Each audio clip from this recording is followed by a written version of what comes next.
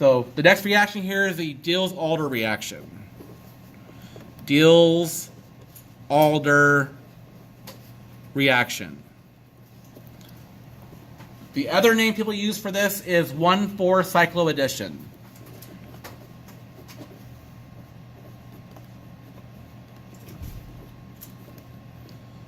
Yeah, we're getting more named reactions as we go along. You're going to see by the end of the semester, like pretty much every reaction will have names on it.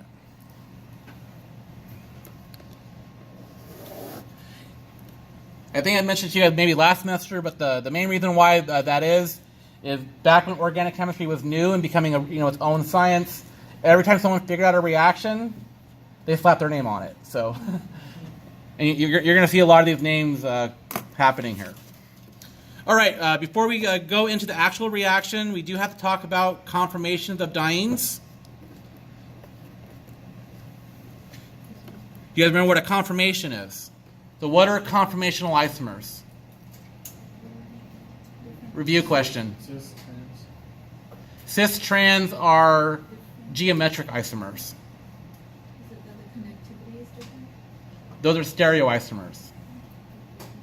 Bond rotations, yeah. So conformations, remember, these are bond rotation differences.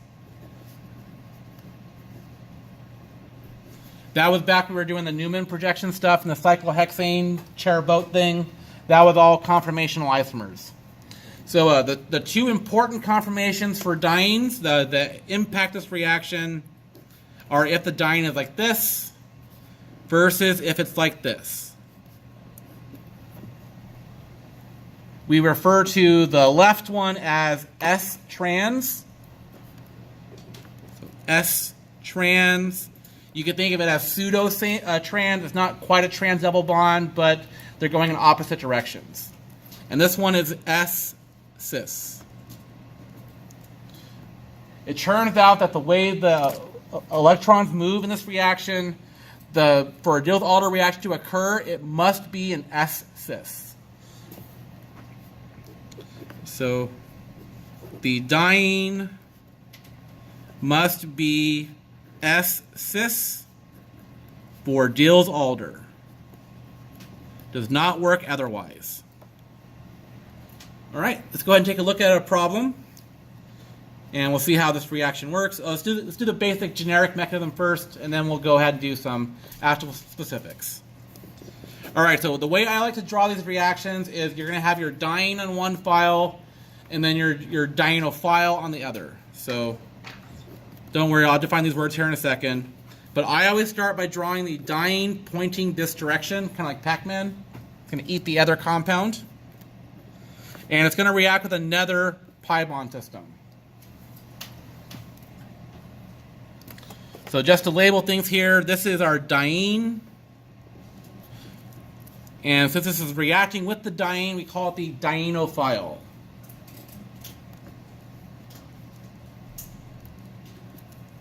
You guys remember what the phile suffix means? It means lover, likes. So it's literally diene, lover. It works out in the reaction here that if you want to identify a nucleophile-electrophile pair, this is your nucleophile, this is your electrophile. That is going to make a difference here when we talk about adding extra groups to it. The way I like to do these reactions is they are going to connect. Carbon 1 and 4 are going to connect to this. So what I like to do is go ahead and draw in a little dashed line connecting carbons 1 and 4 to this, like that. And then we have our arrow push. It's a cycloaddition, so we get this cyclic mechanism, like that.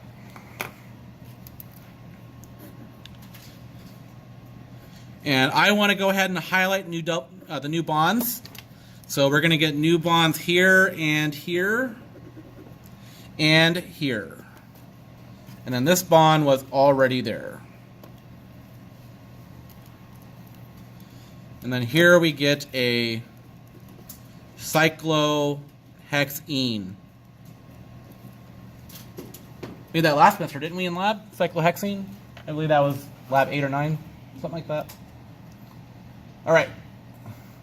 So the basic idea here is in every one of these reactions, you're going to have a diene and a dienophile.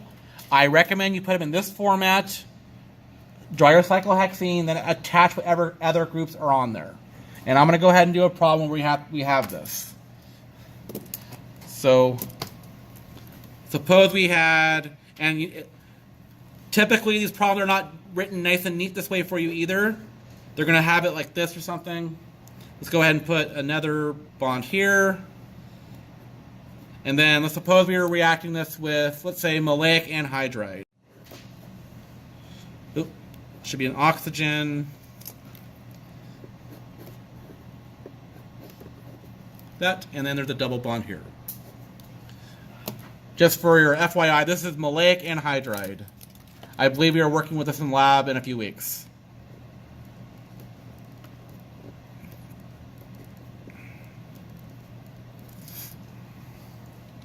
Okay, it's not nice and neat how this one is.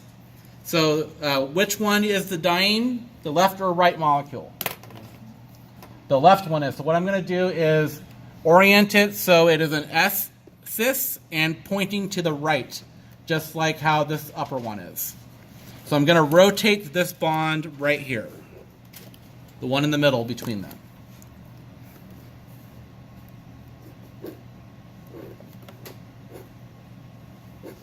All right, and then I'm going to tack on my extra groups.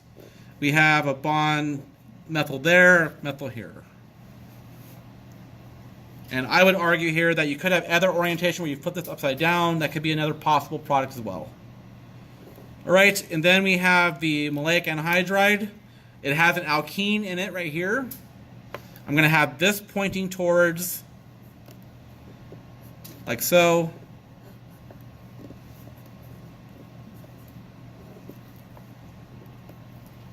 All right, so now we have it in the right format to predict products. So connectivity between carbons 1 and 4 of this diene, like that. And then for fun, we can put our arrows in it. That's your cycloaddition. Okay, predicting the product, go ahead and draw your alkene. Cyclohexene to be particular. And just so we're clear here, I'm going to highlight the new bonds. The new bonds are going to be here and here. All right, so the way this is drawn, the left half here is my diene. The right half here is my dienophile. So this has a bond here and here. And then this part has the rest of this molecule. Like so. Would you expect this addition here? So thinking about it as an addition reaction, would it be syn or anti? It's a syn addition, yes. Because this whole molecule is adding to one face of the molecule. So you could draw wedges on them too if you wanted, just to imply that it is a syn addition. Okay, so continuing with this here, it turns out that because you have a distinction between nucleophile and electrophile here, groups already attached on there can have a profound impact on the reactivity. Remember, nucleophiles tend to be electron rich, electrophiles tend to be electron poor. So it turns out if you have electron donating groups on the diene, they are more reactive. If you have withdrawing groups on the dienophile, they are more reactive as well. So it turns out that the E minus donating groups, and we are going to go ahead and call these EDGs throughout the course of the semester. So on the diene, which was the nucleophile, increase reaction rates.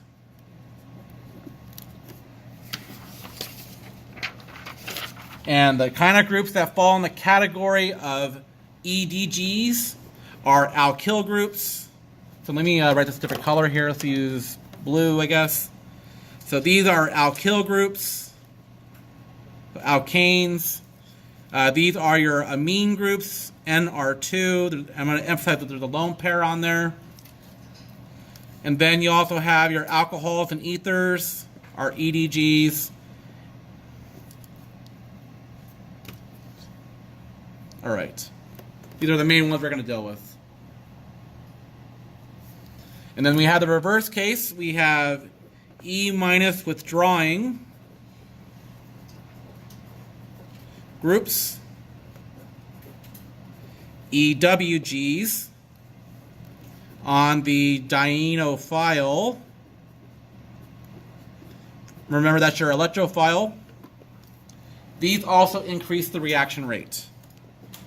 So increase reaction rate. All right, things that fall in the category of EWGs are halogens. So halogens. And then we also have a alkyl group that has a lot of halogens on it. Like that. And then we have our carbonyl compounds. So these could be ketones, aldehydes, carboxylic acids, etc. And we also have two others. Nitro groups are withdrawing. Those are probably actually your strongest withdrawing groups that we ever talk about in this class, are nitro groups. And then the last one here are cyano groups. These are also withdrawing.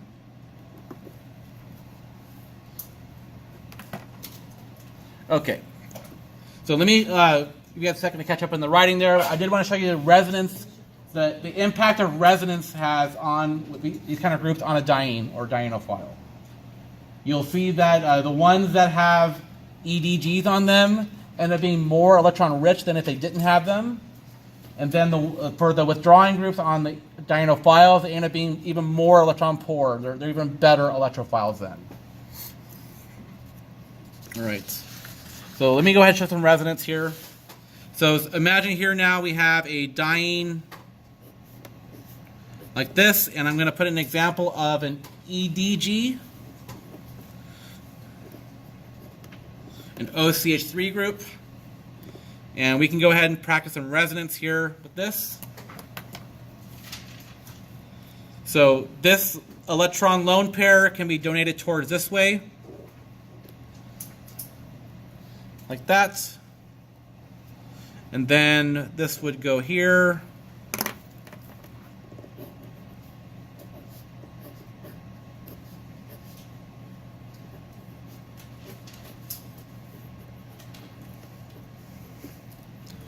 Okay, and then you could move this again, like that.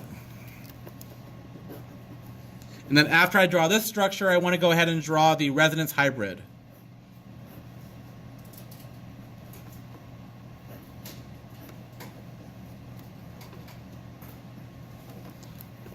There we go. All right, resonance hybrid.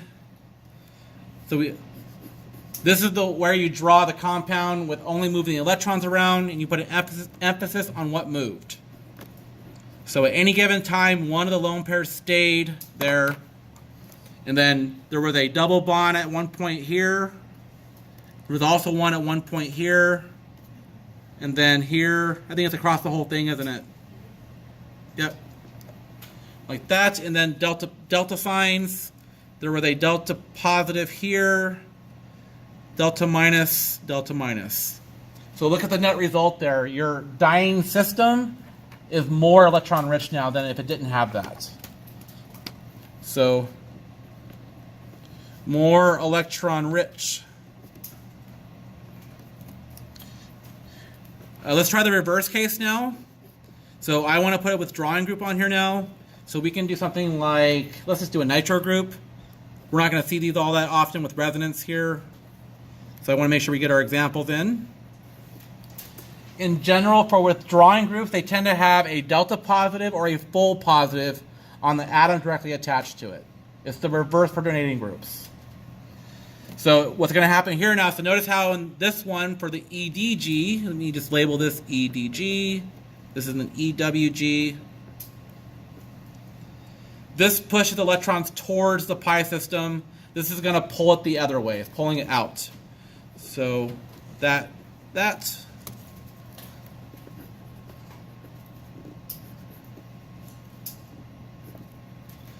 plus charge here, double bond, NO. Charge on nitrogen is the same. And while we're talking about resonance here, I do want to point out that if you recall from last semester, a way to check your work is if you're doing resonance properly, the charge overall does not change from one structure to the next. The charge is constant. So we started out neutral, plus minus neutral, overall neutral every structure. Same thing here. We have a plus and a minus, overall neutral. Here we have 2 minuses, 2 pluses, overall neutral. It should follow that trend. All right, we got one more resonance arrow here we can do. So,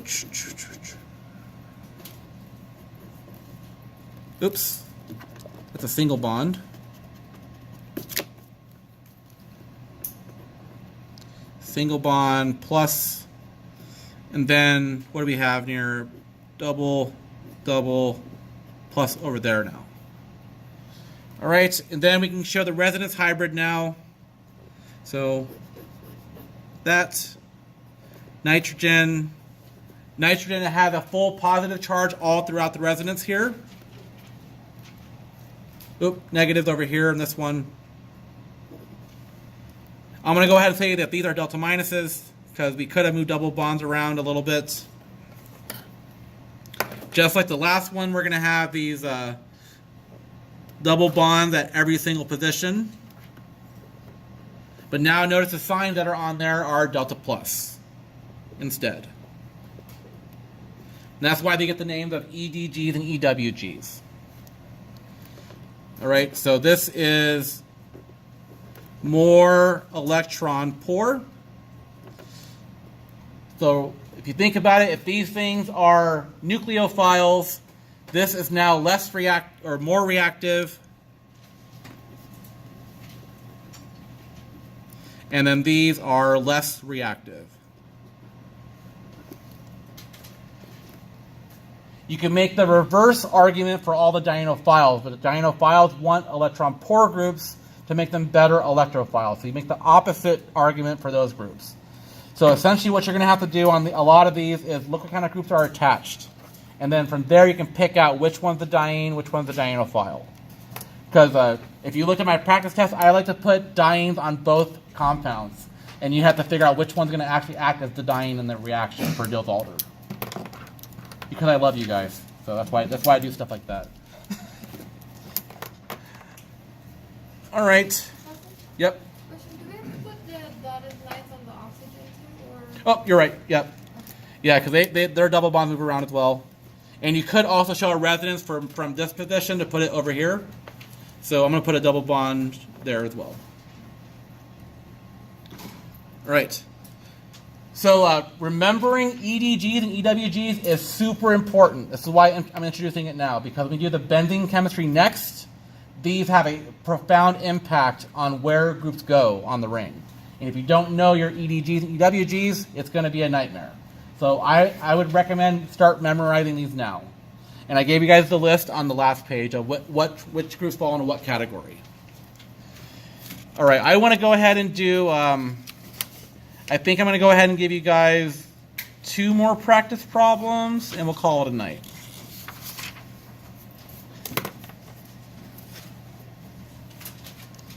Okay.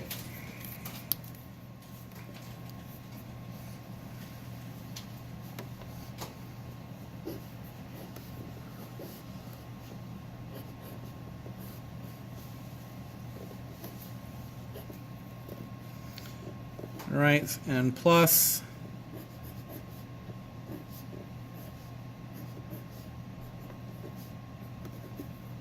Okay. So for this problem,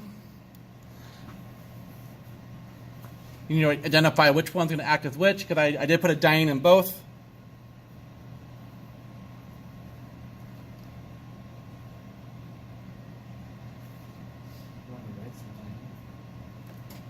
What about this one? Why? Yeah, so this is a very poor setup for Diels-Alder. And this one right here is stuck in S-trans. Do you guys see that? We cannot do a bond rotation without actually breaking it. So this particular compound like this, when it's in a ring like that, is fused into S-trans. So stuck in S-trans. When that happens, it cannot be the diene. And then we have the reverse problem here where this one has a withdrawing group. So that's actually a better electrophile than nucleophile. So I wouldn't even try this reaction here. You're going to get very poor results. So I would argue NR or very low yields. All right, so let's do one that will actually get good yields. So I'm going to go ahead and change the compound a little bit.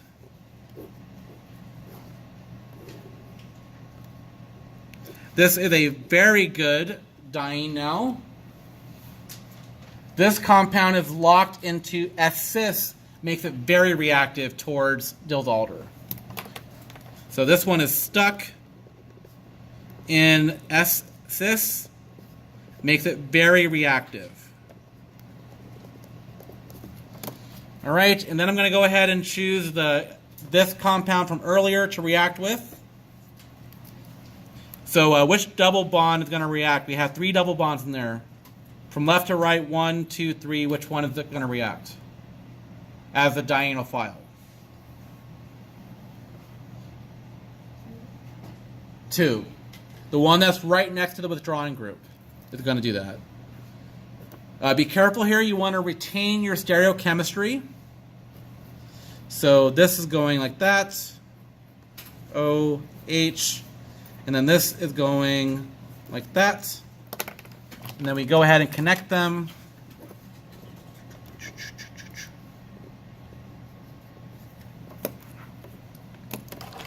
Like so.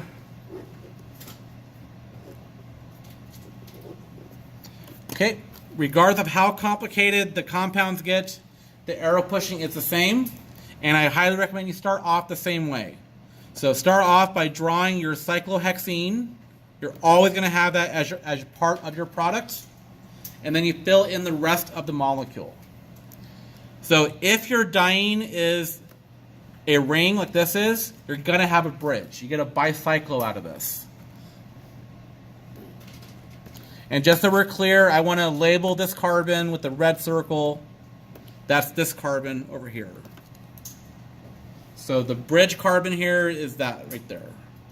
So that means that this bond and this bond are the new bonds. I also highly recommend that while you're studying this, that you highlight the new bonds, just so you can very accurately predict your product. So the interesting part about this is that the stereochemistry on the dienophile is retained. So if this is a trans alkene, it's going to be trans on this part. So I'm going to show it that way. So up is going to be my aldehyde group, and then down will be the alkene group. So here,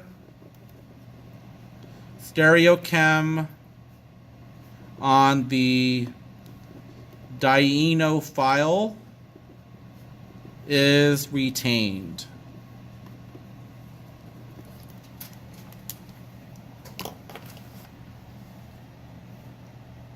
Okay. The last thing I want to show you guys, it turns out that this compound right here, we're actually going to work with that in the lab, but it doesn't actually come in that way because you can't actually stabilize that compound.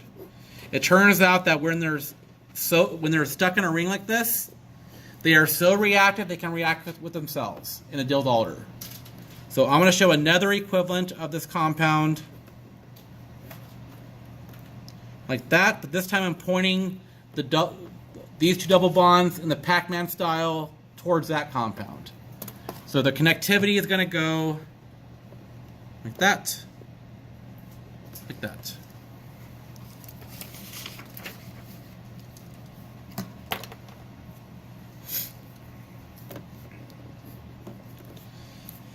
Okay, There's two ways that this can happen. So notice how the molecules, they would have to like kind of overlap each other and sandwich together to get that reaction to happen.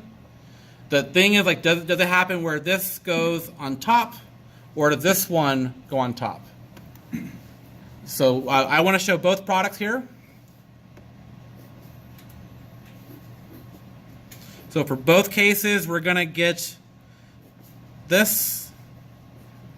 Oops, let me give myself a little bit more room to draw these. Just a little bit extra room.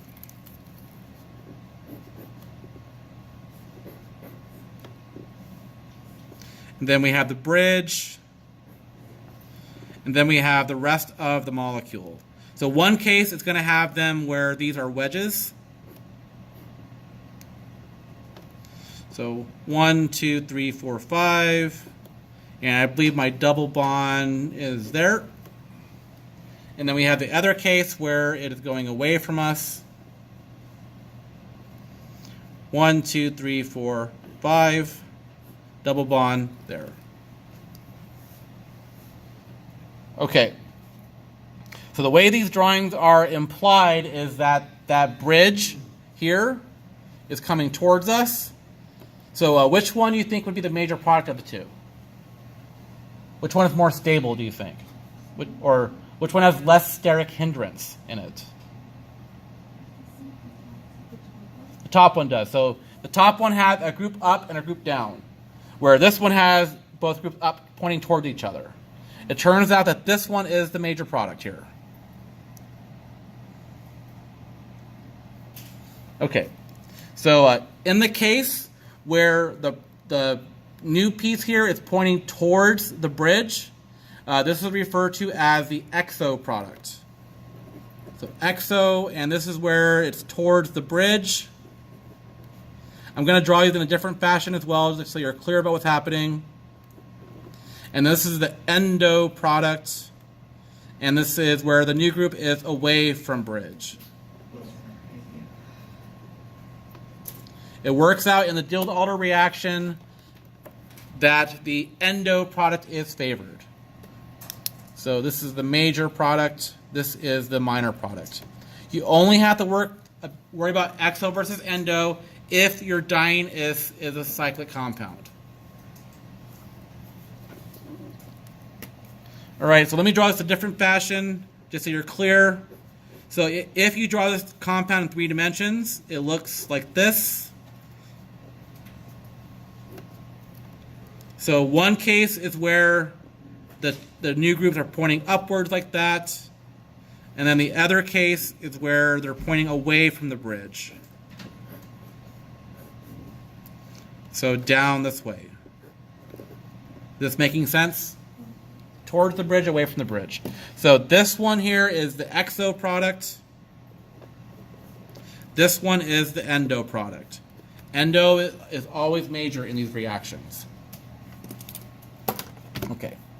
I believe we are at a good stopping point. We are now officially done with the diene chapter. Now it's just a matter of practice. So I was planning on bringing some practice problems for the starter class tomorrow to work with. But we are technically done with the content. Do you guys have any questions about anything? Too many questions to ask. What time tomorrow? What time tomorrow? I'll show up. Sorry, I meant Tuesday. I'm not coming here tomorrow. I'm going to be at home grading. I had exams for 2 other classes, so no, 3 other classes. I got to grade a lot. All right, guys, so we do have a 3-day weekend that does not impact our class in any way, except for, what is the impact? We have no lab, and the reason why we have no lab is because the Monday class doesn't meet, so we all get the week off. All right, so since you have the long weekend, you should be doing a lot of practice. So the thing I want to tell you guys about this class is that as soon as they give you new material, you need to study it right away.